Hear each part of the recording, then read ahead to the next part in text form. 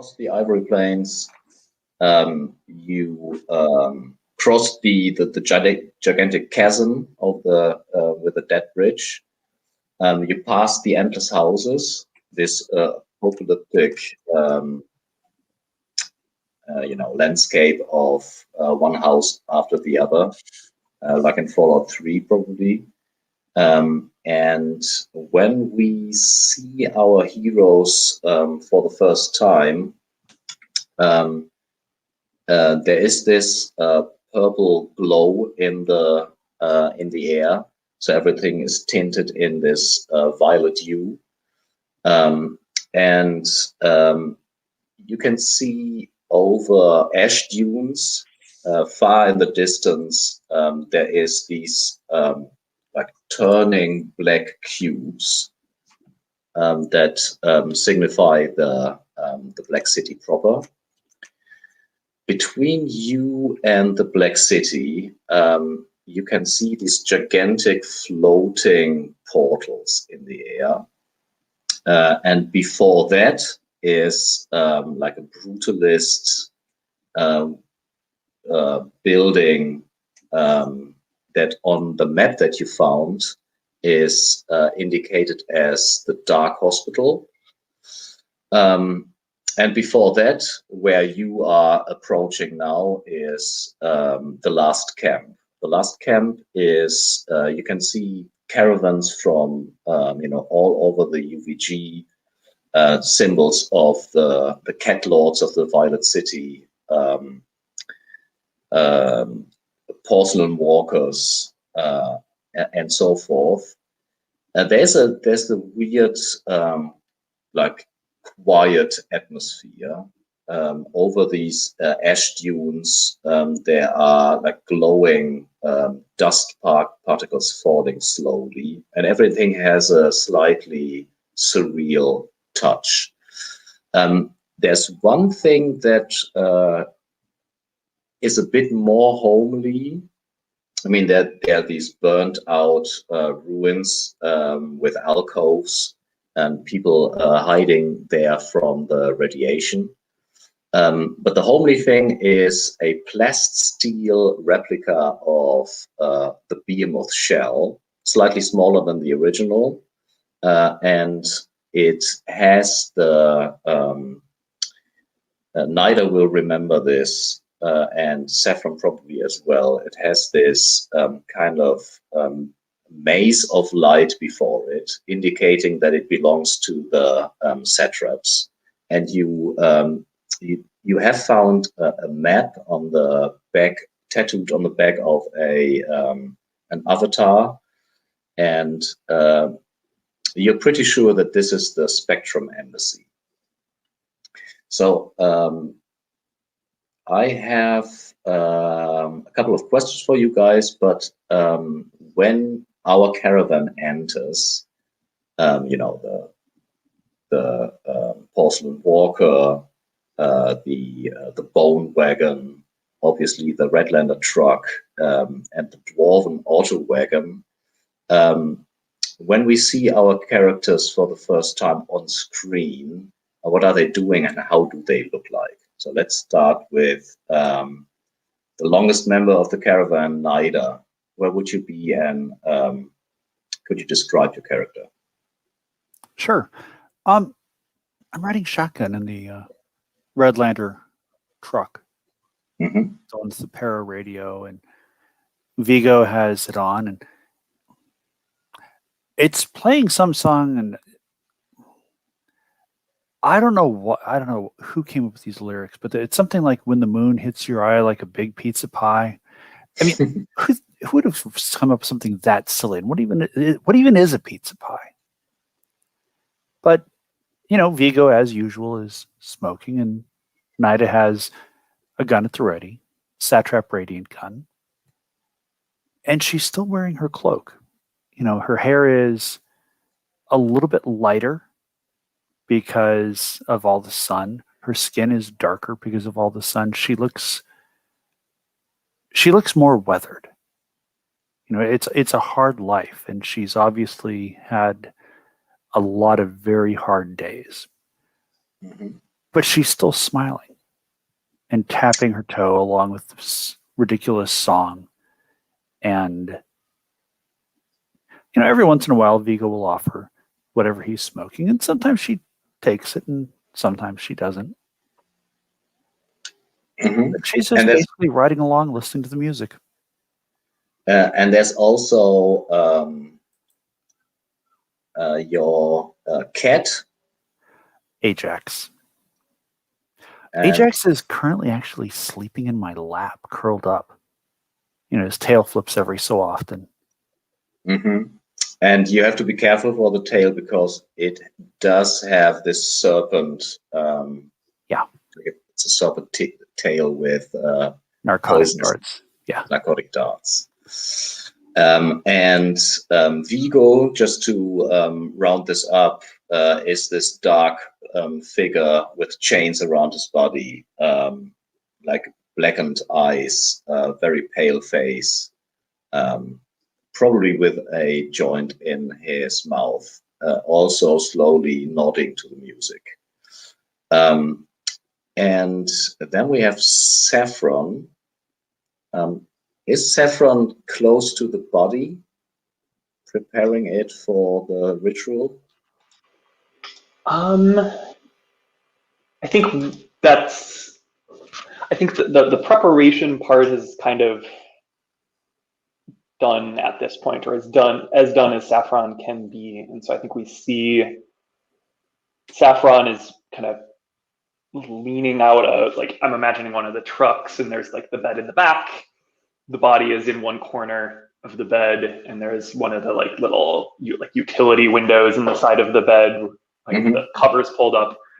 I think Saffron is kind of one prairie dog leg sticking out this little window, like just like seeing the scenery pass by, and like with the other half of their brain, like they have the two brains. So one brain is like watching the scenery go by, and the other brain is like one eye on the machine human body to never let it leave their sight. Mm-hmm. So Saffron is a machine human in a cybernetic prairie dog body. Yep. And their face is a bit burned, I remember, from ultraviolet radiation. Yeah, I got a pretty nasty sunburn, basically. Mm-hmm. And the camera moves over to the next vehicle. I think, I don't know, would Hamish be on his black metal motorbike? Yes, 100%. Yeah, I think that I caught up in between, like as they were driving on, I've come over and I was like, wearing like my rainbow color, like now I have a rainbow mohawk as well, was my beard. And, I've got new tattoos and, that whole ghost thing, it wore off after a couple of days, but, I went for a drink and then another drink and then another drink. And anyway, Saffron, you look like shit. And how is Hamish like protected from the toxic dust and the radiation? He has, like heavy goggles on, like a hood up, his head poking through slightly on the edge, and like it's very kind of like Desert Raider style, like cloth wrapped around, like some sort of special thing that was probably once in the long ago was a radiation proof suit, right? That's now been over time reforged into scarves and things like that by the Grasslanders. Nice. And you do have a very peculiar sword. I think my my fractal blade is like sheathed along the side of the bike, like kind of sticking down the thing, and it like twists and turns and catches the light in different ways. And I do also have the breastplate of my suit of golden armor, scored and pitted, and a shotgun slung across my back as well. Nice. So definitely like Road Warrior style with a golden breastplate, the fractal armor, the black metal bike. Pretty awesome. And then we have Azure. our blue god cultist, which is not as pretty as the icon, unfortunately. Yeah, right. So I think Azure's going to be, in that truck wherever she does when she would do her oracles. Like, so she's just hanging out in the back of that. She's like, not that she needs to because we're still rolling, but she definitely kind of looks around and kind of peeks out of the back of the tarp on the truck to see if anybody's, walking nearby or whatever. And it sees the coast is clear and then walks back to the back of the truck and kind of positions herself into the corner.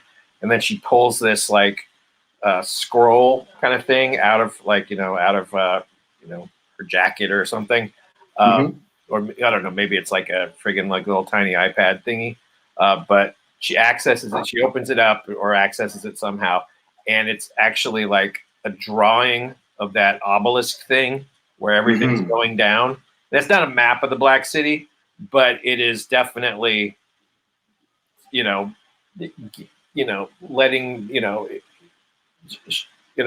she knows where the goal is now. Like you'll know it when you see it. And then,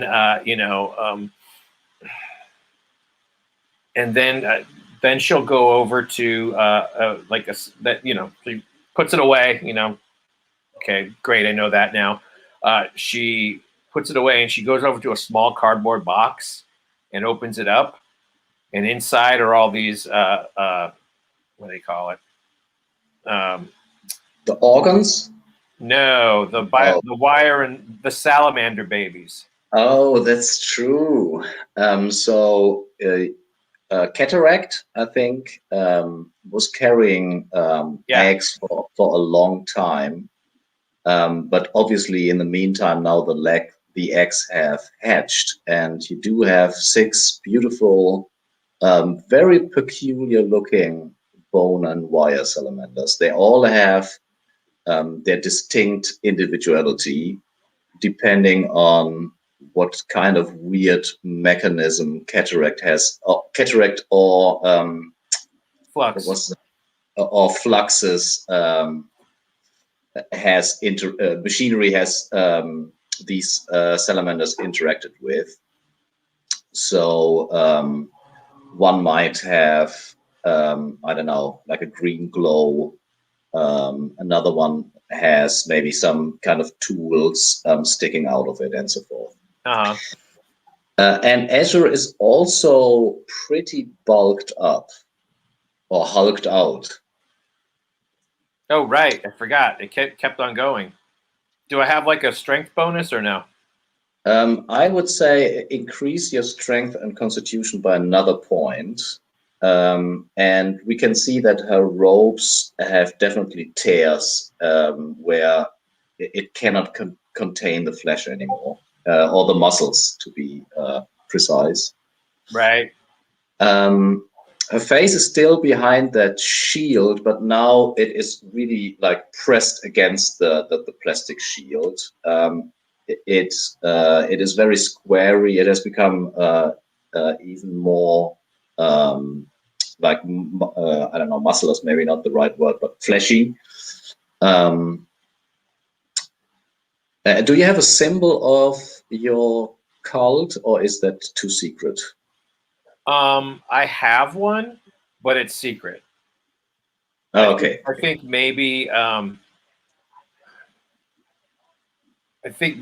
been branded with whatever that symbol is. But maybe it's, I don't know, maybe it's on the inside of my upper arm or something that you can't quite, you wouldn't be able to see. I mean, I'm wearing my armor all the time anyway, so.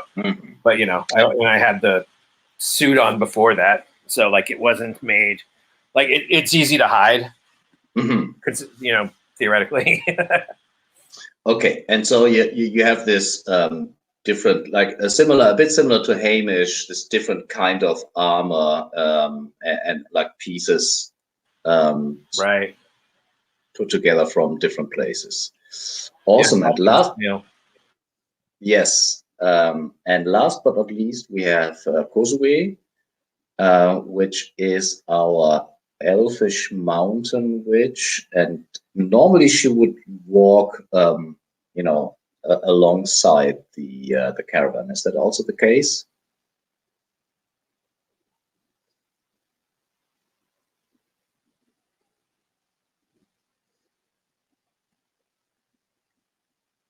Brandon, can you describe Kuzui?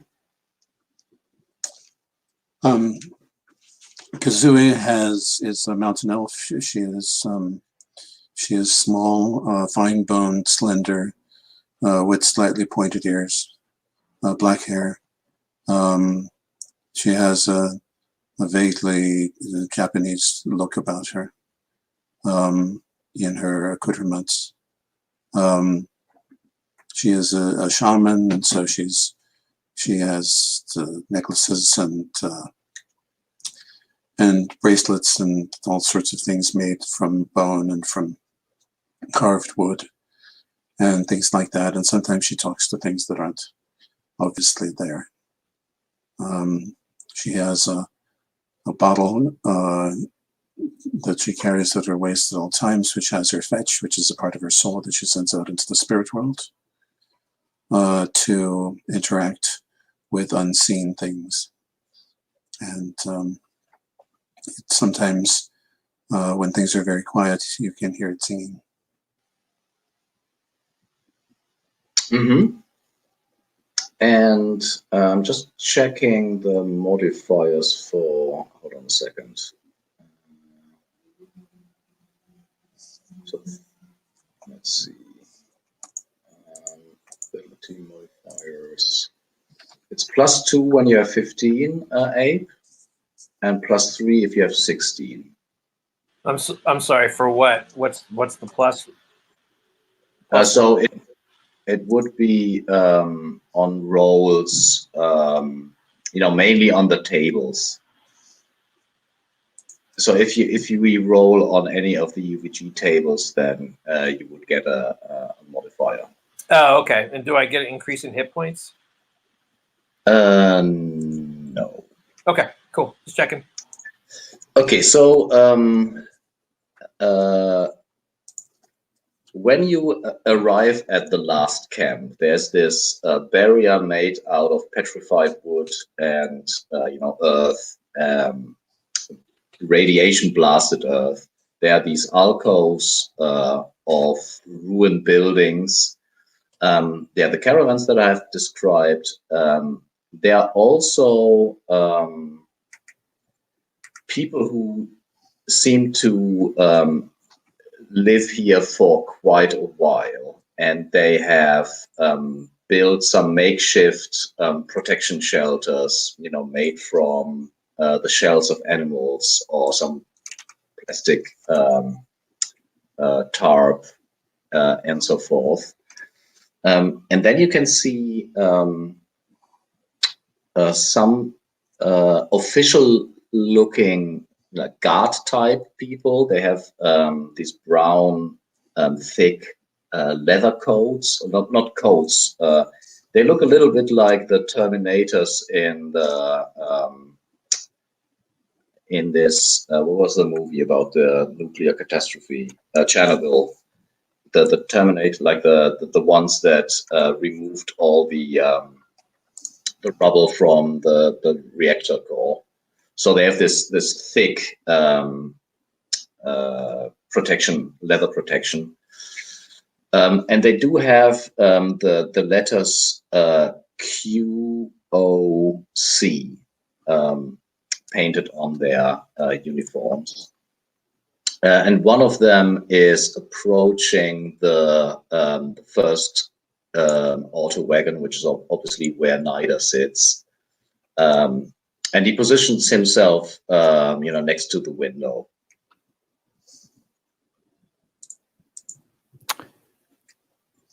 Can I help you? So when you open the door or, you know, remove the window, you can definitely smell like a slightly acidic smell, a dusty acidic smell from the ash dunes. And the person says, we are collecting protection money. How many people are in your caravan? Protection? We're good. Well, there is a certain amount of organization here. You cannot just park wherever you want and do whatever you want. So first there was protection and now it's administrative costs? Both. I see. I assume that you want to go to the plaza, don't you? You want to go to the cube. And at this point, I'm going to ask this individual to step back so I can open the door and wave the other caravan members up around us so we can have this chat. We can make a collective decision on it. Yeah, so I assume that Kuzu is probably the first one to arrive because she was alongside the caravan anyways. But the other trucks, they come to a slow halt and people start climbing out. Does that include the NPCs? Yes. How many people can I see in this leather protective gear with QOC painted on it? Maybe like half a dozen. There's definitely less of them than your caravan. Yeah, and I'll make a hand gesture that Bebef and Berto know means turrets.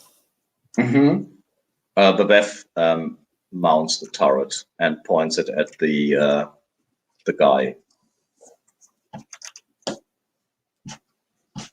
And he raises his hands and makes like half a step backwards. Just saying, you want to do it the normal way, I think. And he looks at the side of the wagon. I mean, Cockflower Church, you have a certain reputation, right? Yeah. We've basically been running this on our own. So we've been doing this a little differently. But Saffron, Hamish, Azure? I mean, like, how much you asking for, laddie? Like, I've done this racket myself before, and you gotta make bread somehow. But like, how much are we talking? And just so you know, this is the Hamish McRainbow. I thought that went. Yeah, I am the Hamish McRainbow. It's true. I mean, surely for him. There's no obvious reaction. Let's see. We don't even get to make a fortune roll on that one. See if Hamish's rep precedes him. For better or worse. I mean, Hamish, if you want to impose yourself into the scene and throw in the weight of your name, you can definitely can make a charisma check. Okay, I roll a d20, right? Yes, you want to roll equal or lower. I do not do that. Let's see, Hamish. I rolled an 18 and I have a 10. He does have Shattered Chain. Yes, roll with advantage. If you mention the Shattered Chain, of which you are some kind of leader.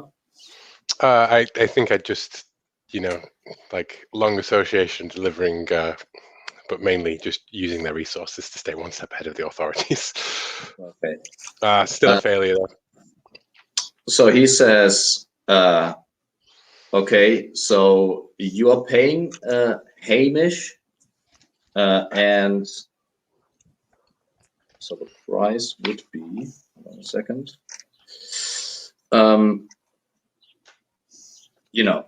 25 a week, and you can pick more or less, a good spot in the shadow of the ruins, or you could go to the Spectrum Embassy for 200 a week. What's the Spectrum Embassy got that this place doesn't? Well, it has protection from the dust.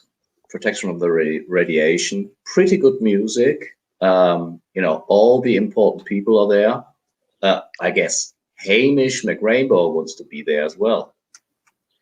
I mean, so far, you're saying that it sounds nicer than this shithole.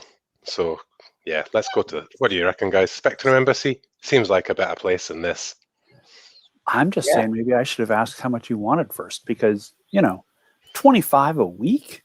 That's no reason to get Babeth in the turret. Hey. That's what I'm saying. And I'm just going to clap him on the shoulder, maybe a little bit harder than I need to, and say, listen, you should lead with expensive costs next time.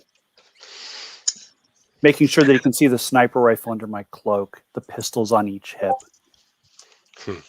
the exiled cat lord pointing narcotic tail darts at him, and so forth. And he doesn't even see Bounty, because Bounty's in the back of another truck. Taking another half step back. So just a 25, I guess? Oh, no, 200. I mean, you should have led with that. Good music, shelter, no radiation. Yeah, we'll be heading our way to the Spectrum Embassy, I reckon. What do you have to offer that they don't have better? Mm-hmm. So just to make sure, it's 200 per person. Oh, that changes things a bit. But how long are we staying there? I mean, a week? A week seems like the whole time, right? 200 a week. We've got 14 grand of caravan money to burn. Hamish, we are spending the Cogflower Church's money on this, Hamish. Whose money? The Cogflower Church? Well, I mean, technically, right now it's ours, but... Yeah, I put it on the expenses tab. Right? So, Hamish, you have heard about the Spectrum Embassy, and it is the place where all the heroes go, and like one of the goals is to write your name on the wall, because that's what actual heroes do. Well, then clearly I'm going to the Spectrum Embassy. I have 1,000 of my own gold, I believe, but I'm definitely going to be leaning towards, we have all this money in the caravan, and I know it's the cock, but this is a decent travel expense, god damn it, like food and board.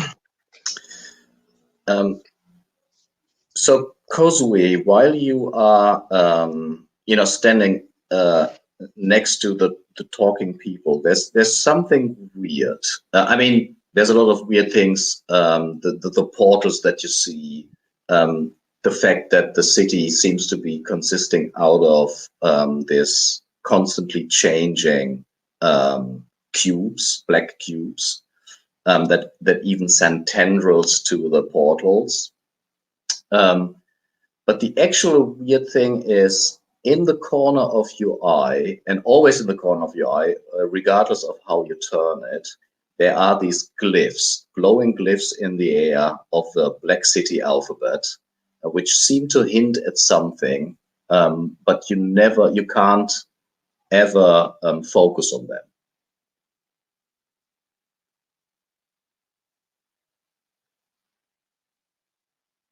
You're muted, Brent. I'll try to read them without looking at them then. Can you please make the roll of these signs of the apocalypse? I think it's 20% or 15%. It's something like that. Let's see.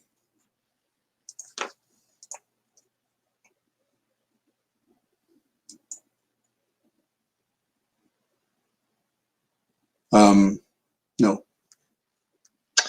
So the problem is, if you don't look at them, they stay there, and they seem to indicate some kind of urgency.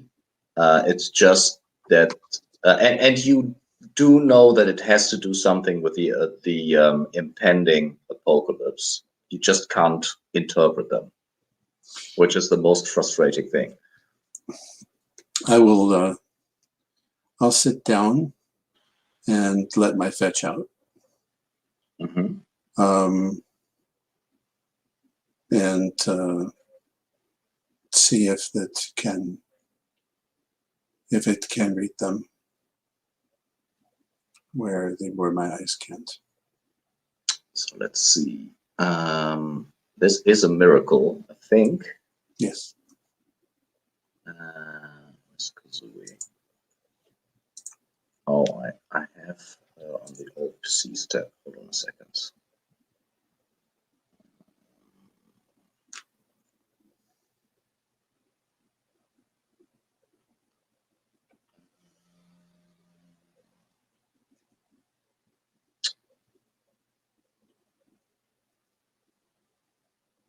Oh, here she is. Is there, would you say it's augury? Yes. See the phrasing.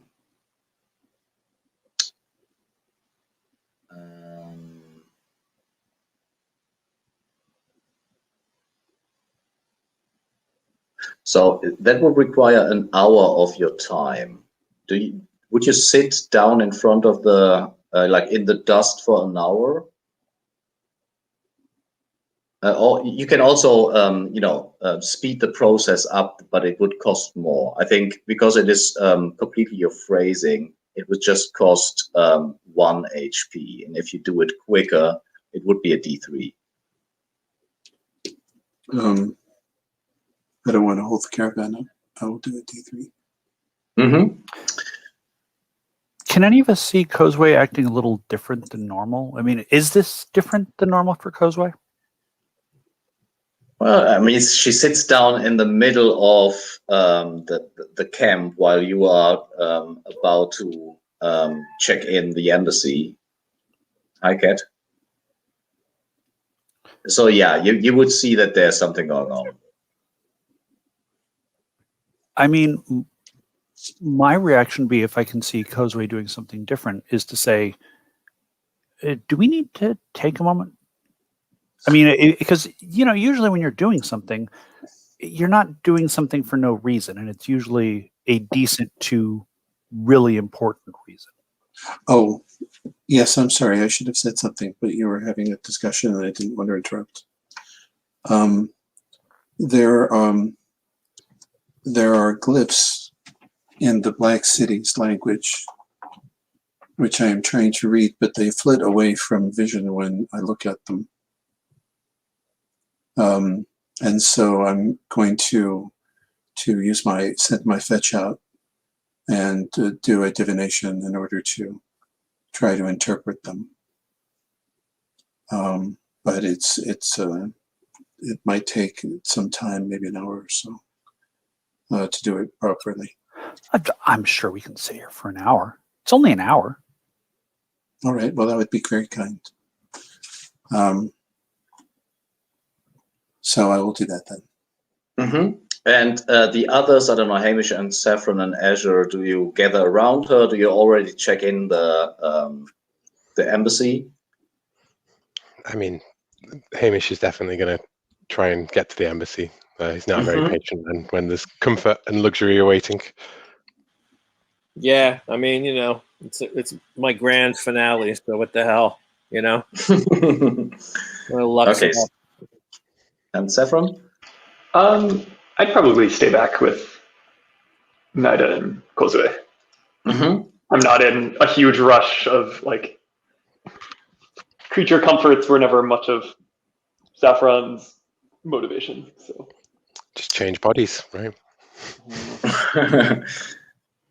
So while Bebeth and the other retainers park the auto wagons to the place where the guard indicated,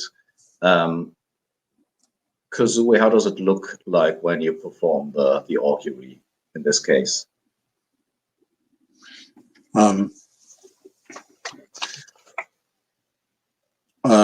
I am going to set up a tripod with a string and a weight, and I will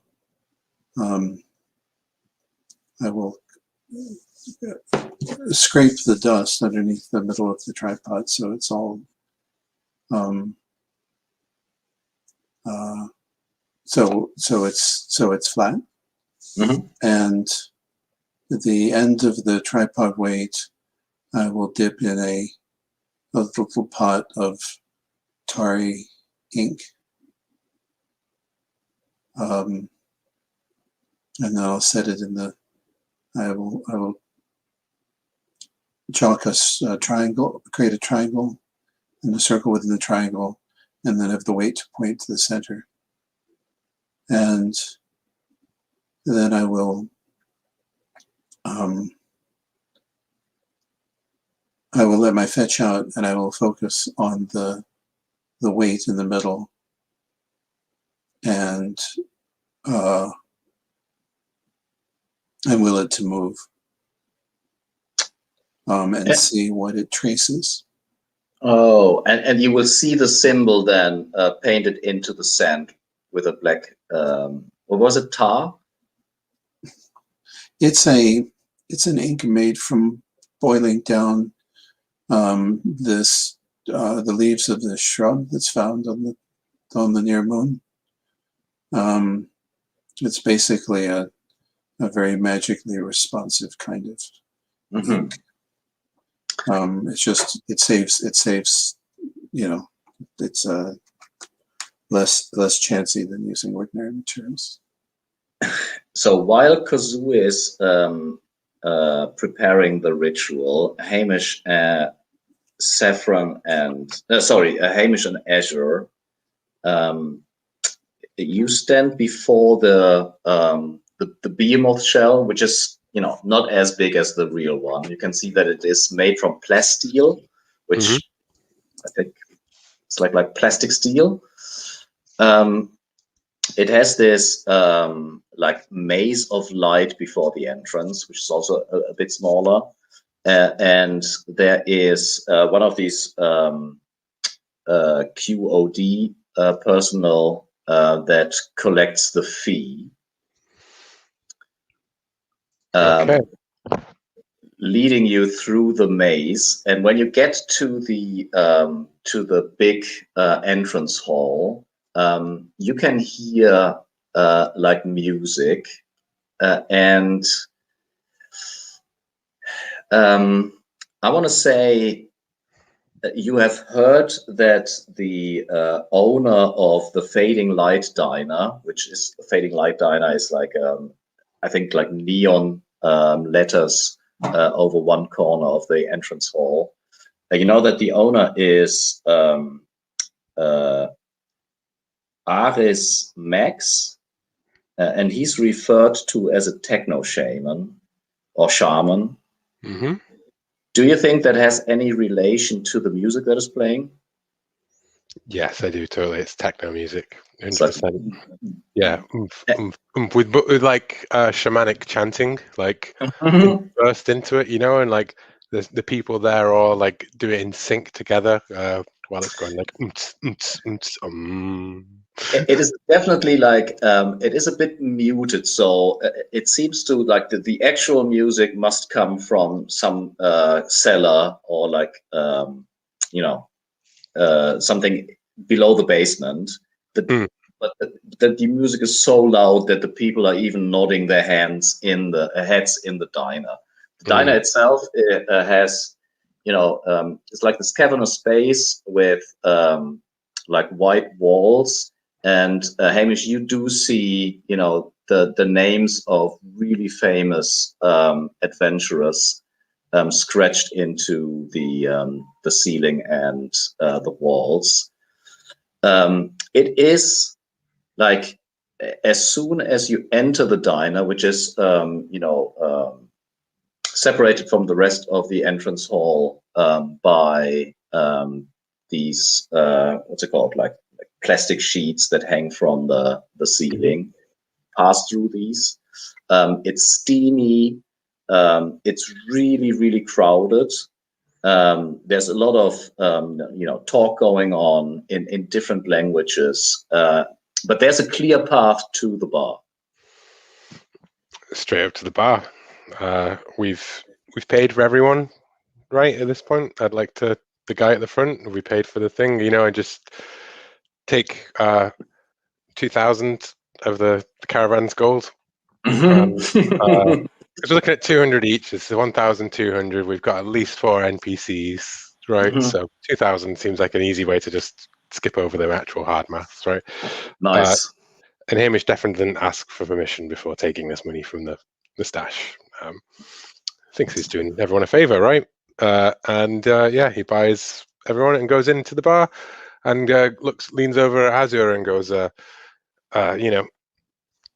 you're looking buff these days. I thought once you kicked the habit, it was going to go down, but like, look at the size of you. I was like, I don't think this was from the stuff I was taking. I think I picked this up back in Johnny. What's his name? Johnny what? Johnny V. Johnny 7. 27. Yeah, I think it was back with the whole Johnny 7 thing. Mm. That weird food we were eating from the penguins gave me terrible gas. I think it might have been. You were eating from the penguins. I wasn't having any of that. That's why I'm like the size. That's why I'm this big, I think. Right. So the barkeep is leaning in, obviously bare-chested, with some kind of skull on his head, tattooed, tattooed lips and everything. So what you're having? Well, I would do the Scottish accent, but I can't. He has a Scottish accent. Oh, nice. What are you having? That was not bad. I'm sorry. I apologize to Scots everywhere. I won't. So it's fine. A fellow Redlander.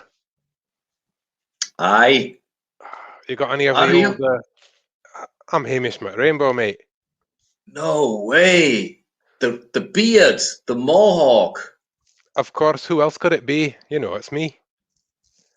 First one is on the house, and he actually he's not ringing a bell. It's probably some kind of he's turning like a firefighter horn.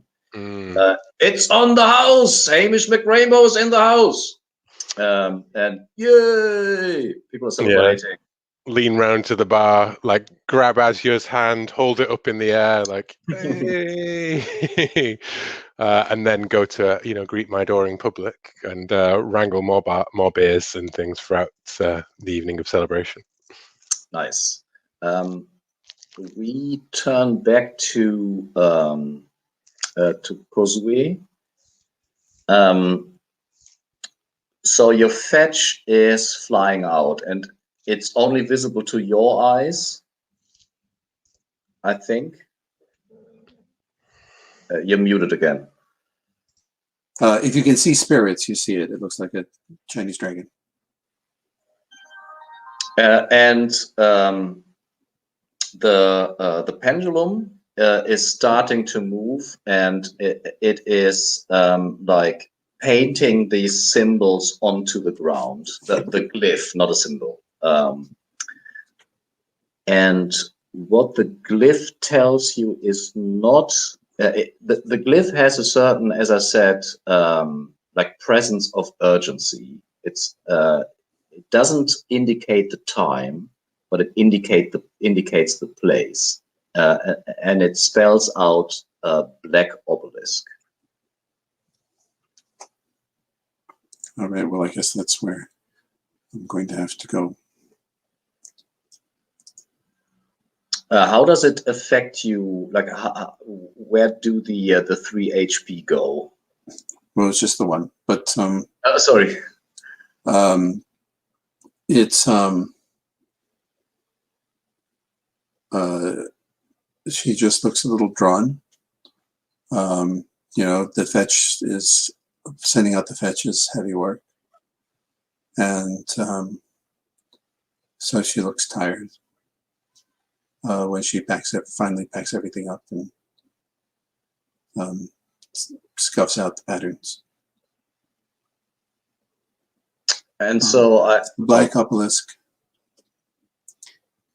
and soon. That's what the word said. That's what you're telling Nida and Saffron. Yes.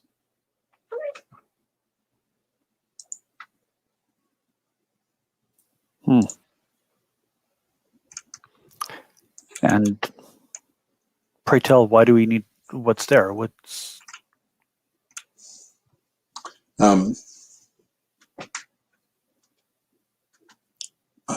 potentially how the world is going to end. Huh. And how far away is this black obelisk?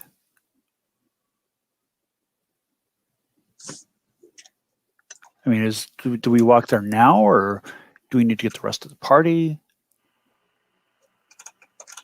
I mean, it's not on our map. It's not. It's not on the map of the avatar. Mhm. So we need to find this place. Yes. Maybe Ask someone around. here will know. Mhm. All right. Saffron, I guess it's time for us to start wandering around and asking people. I mean, we could go catch up with the others and do the usual business of rely on Hamish's good name to loosen some lips and see what we can hear. We can do that. I mean, his lips occasionally get us into a fight, but, that's fun too.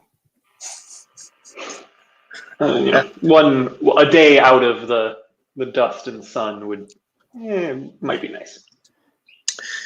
I think that the sun is actually coming out when you enter the embassy, and we make a cut and see the 5 of you together in the dining. What's it called? The fading light diner. Saffron, you catch the eye of somebody whose clothes clearly indicate like an executive position at the church.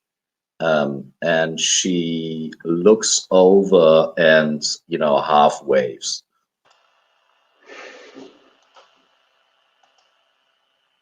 I raised a little prairie dog hand. Like, I do assume that something in your, I mean, maybe I shouldn't have, but is there something in your robes that indicate your affiliation with the church, or no? No, I actually think that for a while I haven't, but I wouldn't put it past. Because I'm thinking about the last time that I directly interacted with Cogflower Church, and I'm pretty sure that would have been my old body. Yes. In like the first third of our journey, we checked in, and I tried to pull some strings with the church. Yeah, I think at the Porcelain Citadel, maybe. Yeah. So I take this back. We can. But it's possible they have some surveillance. They know something. Heard that you arrived. Definitely. So there's the half wave. Okay. I do the awkward little half wave back with my little prairie dog hand. And do you go to the bar first? Do you meet with her?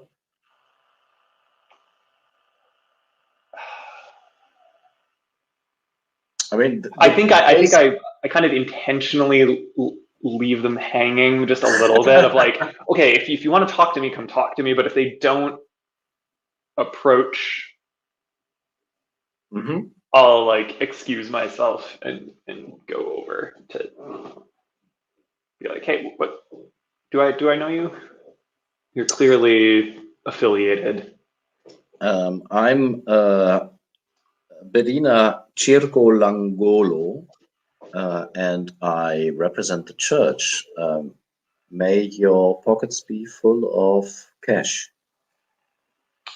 Likewise, may your ventures be extremely profitable.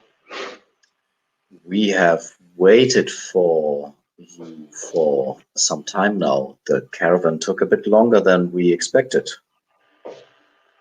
Well, it's never straightforward doing a trip across the grasslands.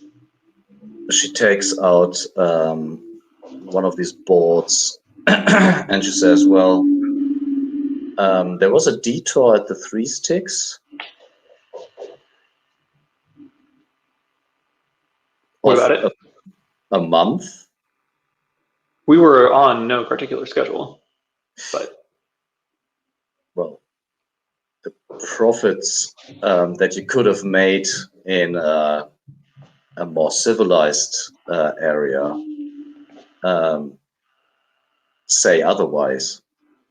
now you're arguing counterfactuals that are impossible to prove. I don't know where you're going with this. Well, our market research says that the Three Sticks area is probably the worst place to make any kind of profit. That's if you're solely thinking about trades, which is a little different. Yes. You clearly know things about us, but maybe you don't know enough. We are doing the mission we set out on in our own way, which involves many things that are not just taking goods from point A to point B. Well, she puts on like a professional smile and says, well, the books will tell the real story, won't they? Yeah, and we're not done yet. So, well, I'm looking forward to see the profit made.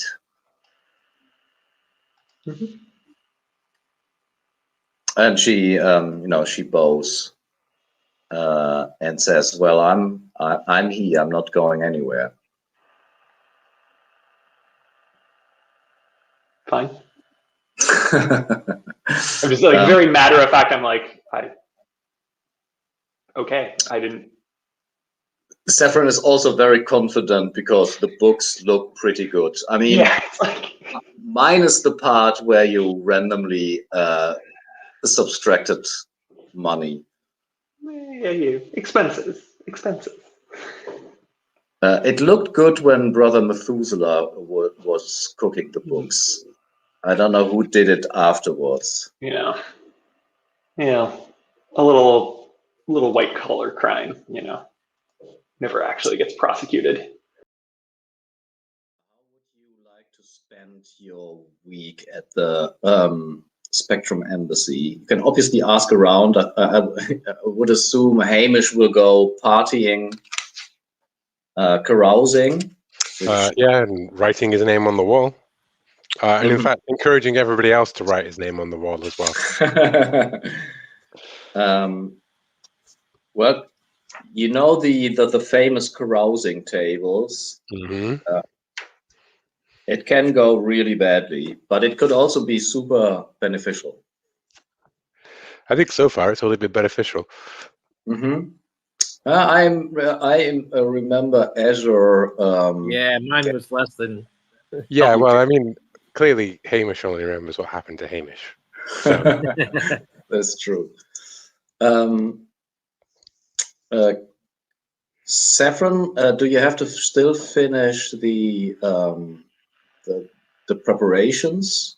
Like if you look at your clock. Technically, so I'm at 6 of 8 on my clock. So there's some prep there.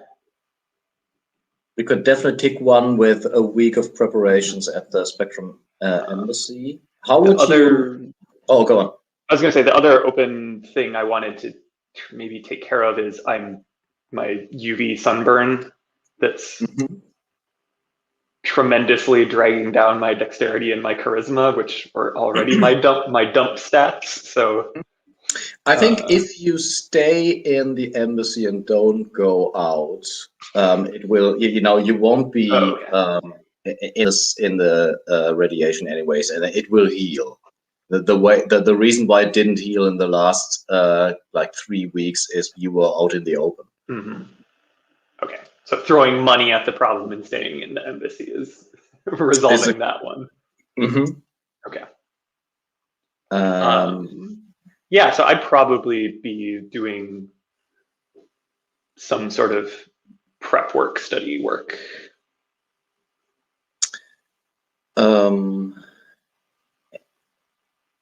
like, would you ask around, or you have already the knowledge, you just have to prepare it? What would it be? I think there's a couple pieces is like actually starting to prepare for what the ritual will be. Mm-hmm. So I'm imagining that's a really big ritual to pull off, bigger than any ritual I've done before. And so essentially starting that ritual, quote unquote, now. Mm-hmm. So the time duration is relatively long, and it's kind of kicking off now, and I'm getting things prepared. But I also think some of this preparation studying this week is some asking around about what's ahead, trying to see if I can uncover any information, because we have this weird map that we uncovered and it says Mother Silicon on it, and it's like, what is that? I was not expecting that. What is that? And Kosue, what will you do?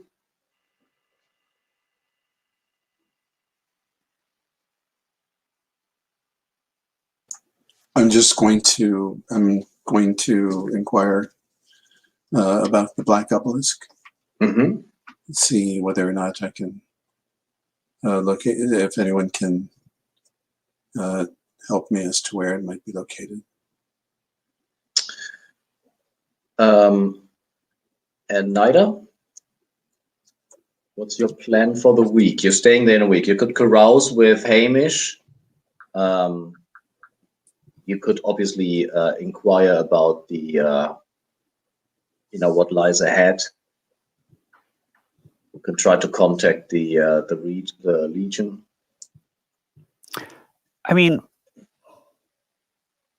it seems like I should be able to like send a message to the Legion and start ask around about what lies ahead, and also checking on the Black Obelisk at the same time. Mm-hmm. You do have a week. Yeah, so I'm just going to send a pigeon to the Legion of the Farsight, letting them know, hey, this is where we are. Roads are pretty much clear to here, at least on this path. And you expect there to be like a pigeon, what's it called? Cod? There's a pigeon coop up there. There's always there's always like a carrier pigeon on the behemoth shell. So you're climbing the shell. Yeah. I mean, it basically wherever there's a coop, there is also a way up. Think of it kind of like Assassin's Creed. You can always get to the rooftop of a place where you need to be. So it's basically just sending them an update. Maybe check in with Menzia. Basically say, hey, stuff's coming. We'll figure it out. And then just ask around mostly about the Black Obelisk, but getting information on whatever information I can on everything else. Like if there's anything else in the area we need to be wary of or whatnot. And Azure? I'm going to do a couple of things. I'm going to prepare all my tools for the ceremony. Like give the omen. Like it's got that piece of cloth that he opens up, and it's got all like the squiggly black daggers in it. I'll sharpen those up. Whatever vats of Vome blood or whatever I need to get it all done. I'm going to prepare all that stuff so it's like in a go bag and easily portable. I'm also want to do the oracle on the future of like what goes down. When it's party time. Nice. Let's start there. Normally you burn some incense, I think. Is that the main? And then you go into this meditation. Trance, yeah. I think. And what is the question that you ask? I specifically want an oracle on. I guess the outcome of my, the outcome, or as close as I can get to the outcome. I don't know, of the ceremony that will bring the blue god back. Mm-hmm. So you, in the smoke of these the incense, you can see yourself kneeling before the black obelisk. There's the leaden containers holding the vial parts, put together in a certain array, and just as you are about to finish the ritual, there's like a shadow falling over you. And when you turn around, there's this floating island with a multicolored pyramid, an eye on the pyramid, and it stares down at you. And that is when you wake up from your vision. That's the same. Is it the same pyramid that threw me out of my vision that one time? Yes. And I will take the fourth of the 6 ticks of the progress clock. So, Kazui, you wanted to ask around about the black obelisk, I think.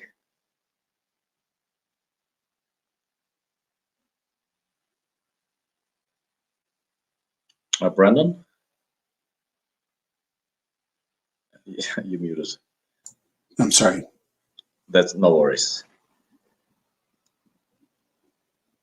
So when you are you asking around like specifically for the black obelisk, or in general about the Black City, the place that lie ahead? I think that was more what Nida wanted to do. I mean, I'm specifically interested in the Black Obelisk, but since Yes. I don't know anything about the Black City. So you're talking to you found a one of the hermits. So actually, I think Kazoo is the only one who actually saw the hermits. They move from alcove to alcove, always staying in the shadows. They are rag-clad. They have this completely burnt, almost mummified faces and the white eyes. You saw a couple of them, almost like the glyphs. They seem to evade the gaze of most people who are not attuned, let's say. And you can see them, as I said, standing in the shadows and mumbling about. And you have been able to find one of them in outside of the embassy.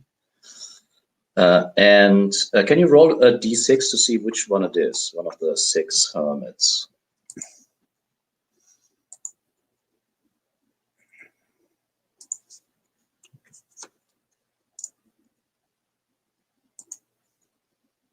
Four.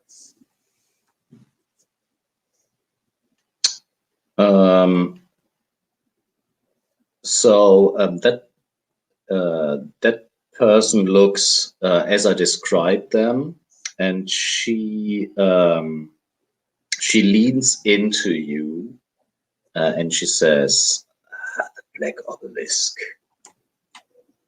wonders upon wonders. Some say there's a demon inside of it. What do you want to know about it?" I want to know where it is. I believe that there is a message there for me. It is within the city. Some say, space is weird here. Sometimes it takes minutes to just cross the dunes to the dark hospital, but sometimes it takes weeks. Some say the obelisk is in the center of the city, but some say it's at the end. What would be the wisest way of trying to find it? Time is pressing, unfortunately. I see a passion in your heart. The city is not a city of places. It's a city of possibilities. What you desire the most will present itself to you.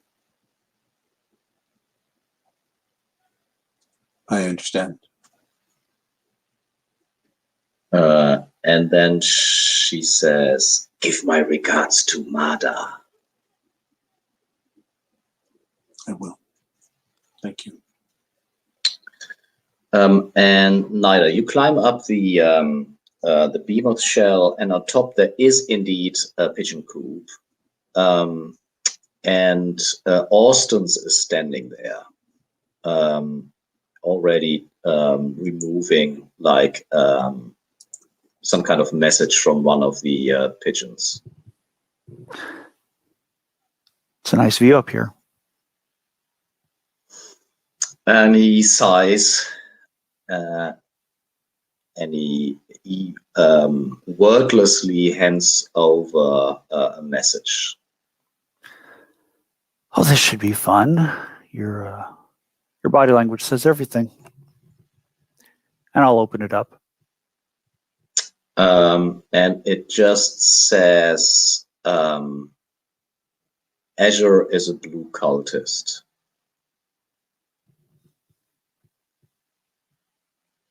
And it's signed, what's her name again? Solbera runs the course. Solbera, yeah. Yeah. Huh.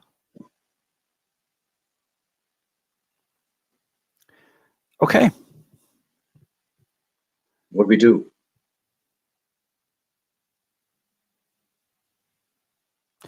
What we always do. Try to talk it out first, and if we can't, I shrug. You think this is a test of some kind?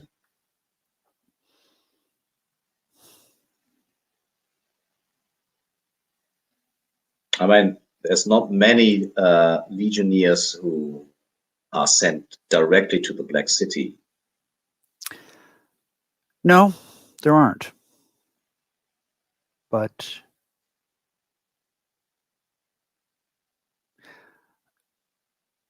Austin's everything is always a test. You know, how we accomplish what we do is a test. Do we shoot first? Do we ask questions later? Do we try to assault, or do we try to sort things out peacefully? You know, what kind of solution do we find to what's in front of us? That's what a scope does. You know, do we try to help people? Do we try to make their lives better? We just take out the threat that's bothering them and move on. I sometimes ask myself, what kind of responsibility is it to be the judge and the jury and the executioner? It's a bit much, don't you think? It is. But who else? I mean, do we leave this up to roaming cannibal tribes to figure it out? Do we leave this up to, you know, if it's a cannibal tribe, I'm happy to be the executioner. If it's a friend, I don't know. Well, and this is why I'm saying we talk about it first. But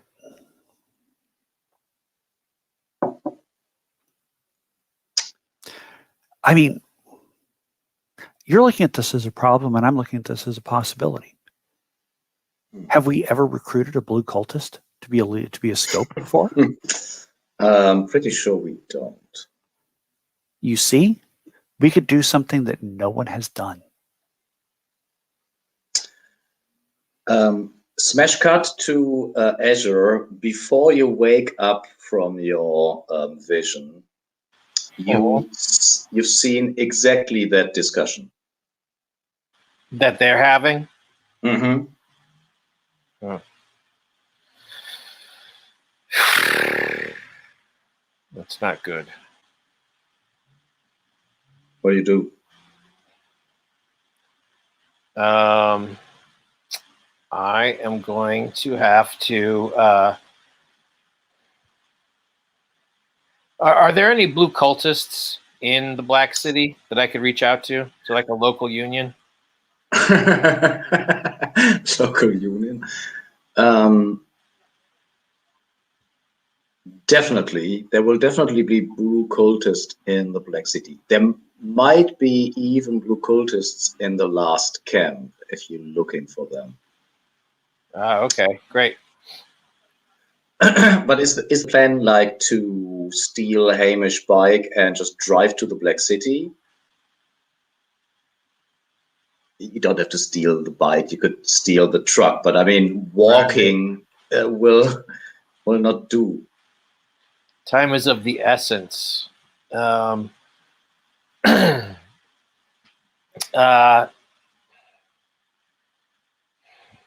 Kazua's with the party at the parking lot, right? I mean, this is all over the course of the week. It just we picked like let's say the second day or something. Right. Kazui you have a good idea that Kazui was outside trying to talk to two strangers. Right. Can I have some time? Can I arrange a meeting with Kazui? You can definitely go out into the last camp and look for her, and let's go to that meeting now. So you can see her standing in one of the alcoves talking to a pretty weird, gesticulating, hermit in these black rags. Cool. With long white hair and a burnt face. All right. I wait till she finishes with the business of the hermit. Kazui, can I speak to you for a moment? Yes, of course. All right. Then we go to some place as private as it can get. And I say, sister, we're cut from the same cloth. I'm here in the Black City to take care of something for my religion, and things seem to be getting a little problematic, and I could use a sister's help in this. Would you be willing to assist me? In the general case, yes. But what do you need? I need to get into the Black City before the rest of the caravan, and I could use your help. There's a ceremony I must perform for my people, and I would need some assistance. I have some folks there who can help me, but they're not powerful enough to really help me do this ceremony in its full state. I need someone like you. I don't really have a great deal of power. You saved me. Yes, that was more about knowledge than power. I'm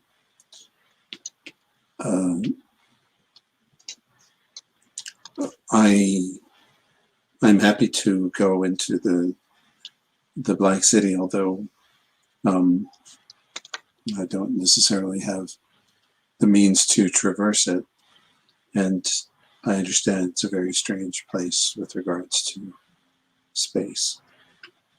Do you know where you need to go?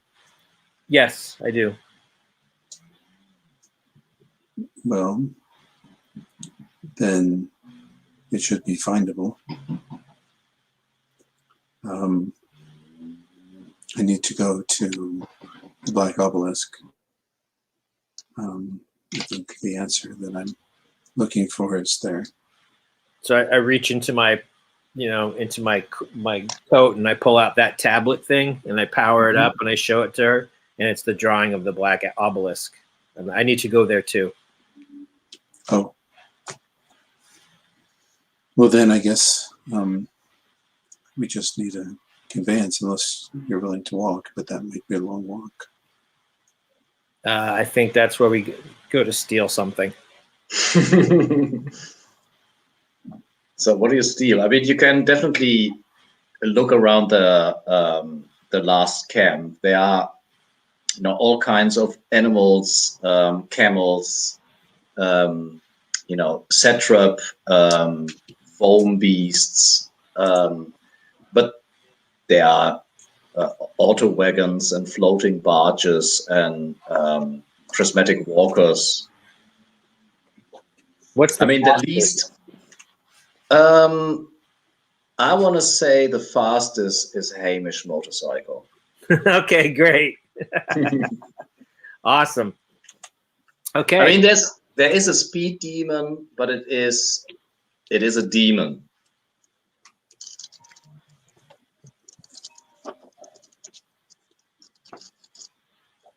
So why don't we ask Hamish whether we can take a cycle briefly? I think time is of the essence. I think it might be better to ask for forgiveness than permission. And time is of the essence. I need to be there as soon as possible. Hamish would steal the bike. That's what Hamish would do.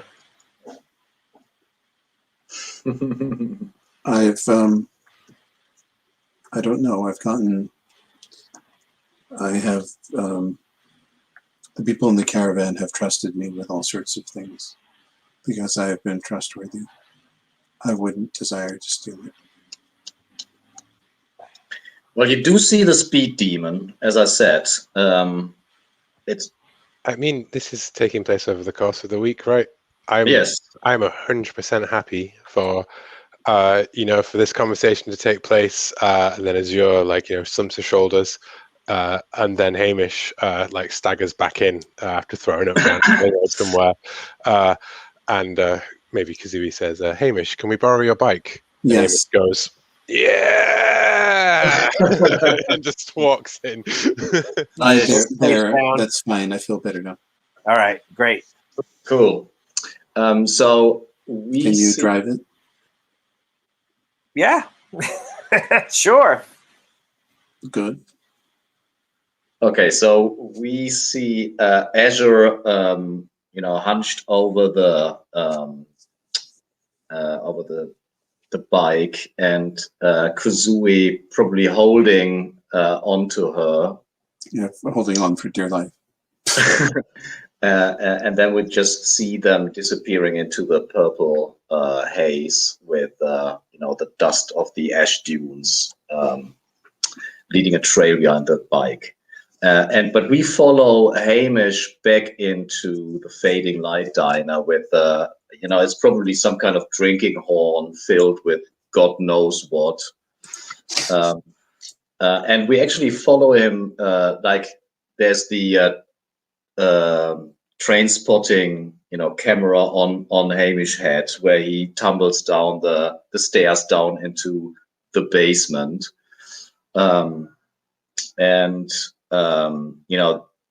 What makes it Hamish like a really decadent place?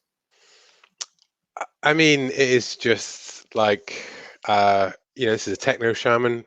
He has just this fully automated Vohm powered technology that's just turned it into, it's, you think you've got light shows, these are like tachyon shows, and it hits you on like a spiritual level, man, as well. And so everyone's having a good time down there. Yeah, I can imagine that the satraps have installed some kind of light magic, tachyon-like light crystal balls that reflect the lights. So why don't we see what, after the week of carousing, how Hamish ends up? And I think -1 bike so far. That's unrelated to the partying, I think. Yeah. So let's see. It is, where is it? Carousing in the fading light. It is a charisma test. Okay. Which means, what is your charisma? It's a 10. I have a 50-50. Yeah, so it's just a d20 plus 0. So it's not Yeah. rolling under, you would add your modifier, which is 0. Ah, right. Yeah. Got 16. Oh. 16 is the most boring result. Bump it up by 1. Is that any more interesting? 14 to 19 is pretty boring. Then go for 14 or 13. Go for the latest interesting one, Horst. I give you permission to cheat on the random roll table. That is a good point, because this is the last carousing roll ever. Yeah. I will pick 8 to 10. Cool. In a trance, possessed by the last and most divine secretary of the Black City, the hero runs around and roll a d6. You're possessed by this last and most divine secretary of the Black City. I rolled a 4. You speak gibberish for the next week. So how can anyone tell? Yes. Yeah. There's no difference. I'm wondering if perhaps, being possessed by the spirit of the divine Black Secretary, if at some point during my carousing, I drink myself into like a blackout, and then all I talk about, it's gibberish, and the words "the Black Obelisk." I mean, while you're possessed by the last and most divine secretary of the Black City, you do obviously get glimpses of what's going on. One of the things is, so you hear about the lacquered chaos of possibility, which is a demon within the Black City, which can grant you every wish for a price. Wish granting demon. Interesting. And the secretary also tells you that the Black Obelisk is actually a ship. It is a void ship that can take you on mysterious, on marvelous voyages throughout the void. Nice. If you learn, and Hamish learns this stuff, the trance is like partying with the techno shaman, and this calls upon the spirit of the divine Black Secretary, and like Hamish is just in one of those like conversations that you have at like 4 a.m. in the morning with the divine Black Secretary in a booth for like the full week, the full period of carousing, basically. Like it's just all spent sat at the table smoking, drinking, going like, the void shit, wow, tell me more. Like, yeah. And obviously what the rest sees is you sitting in the booth talking to nobody in particular, just eyes like huge, pupils. Yeah. Awesome. All right. So yeah, I think this is how we end the probably. I don't know, Saffron. You wanted to ask around as well, obviously, about Mother Silicon and the Dark Hospital, and I think you're talking to. Maybe even Izizia Creati, which is a Red Land District revolutionary. And she says, well, this is what my network told me. You can find refuge in the Dark Hospital if you're willing to risk it, because it is protected by the radiation of the surrounding areas. But they say that the plastic people they're referred to, they're always looking for limbs. And so more often than not, you will leave the hospital with less limbs that you had when you entered, which keeps most people out. Now, one spy told me that Mother Silicon is a fractured personality. And she's not fractured in space, she's fractured in time. And spread over, I don't know, like over several, she said entities, I don't know what she meant. Between here and the Dark Hospital is the cube of donations, where the where all the trading caravans go to in order to make the most possible profit. And behind the Dark Hospital, there are the 3 stones of donations, which are places where you can, where the Grand Observer might give you what it is called the null object of desire, which is an object of desire that you that fulfills you, whatever that might be. And then you have to cross the pre-city, which is a dust so toxic that it burns your skin. Well, and who knows what's in the Black City?